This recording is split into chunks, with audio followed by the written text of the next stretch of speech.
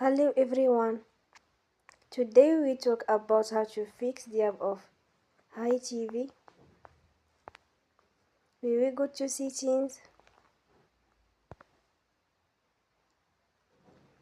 then we click on apps. After that we search the app HiTv and we click. Then you will on for stop. After that we go to storage. Then we click on clear cache.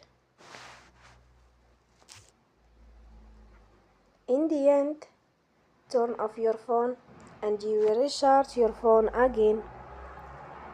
Don't forget to support us by like and subscribe. See you next time and thank you for watching.